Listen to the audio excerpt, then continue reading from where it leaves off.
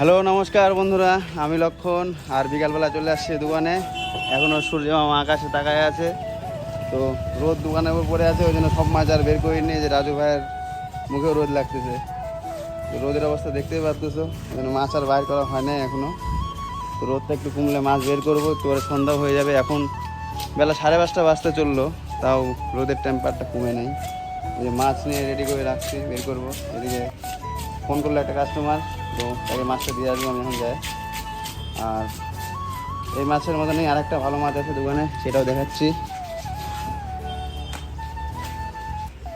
এই যে সেই মাছ, বিশাল বড় একটা আমেরিকান রুই, একদম রোদের আলোর মধ্যে দেখাই কেমন কালারের হয়েছে। রোদের আলোতে দেখো কি লাগছে মাছটা। এই মাছটা ছিল ফুলবাড়ির আমেরিকান রুই। আরে দামটা সামনে নিয়ে আয়,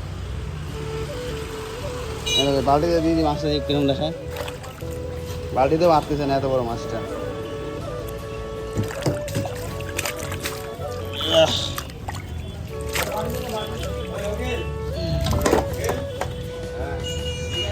কয়গুলো আছে মাছটা?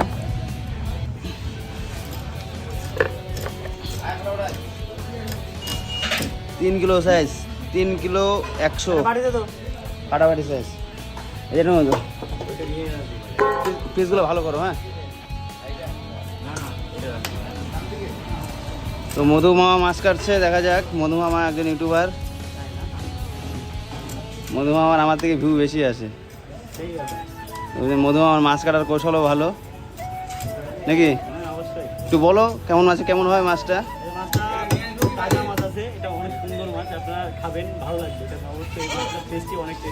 এটা ফুলবাড়ির নদীর মাছ বলে কথা। হ্যাঁ, বাড়ি নেই হয়নি। আর মাছটার নাম কি একটু জানাই দাও সবাইকে। কমন কাপ বলে না, আমেরিকান রুই বলে। আমেরিকান রুই, জাপানি রুই, পেট মোটা। তেলটা খুব সুন্দর তেল, খেতে ভালো স্বাদ হয়। আর এই যে এই মাছটাকে রাখার জন্য এই যে জলের ব্যবস্থা করা হলো, সেই জলটা টেনে এখানে আনা হলো। দেখিস, বাস মালটাকে পিছাই দে, পিছন দে।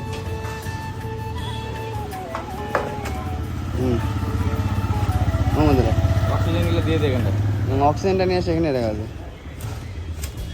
এই যে মাছটাকে এখন তাজা রাখার ব্যবস্থা করা হয়ে গেল।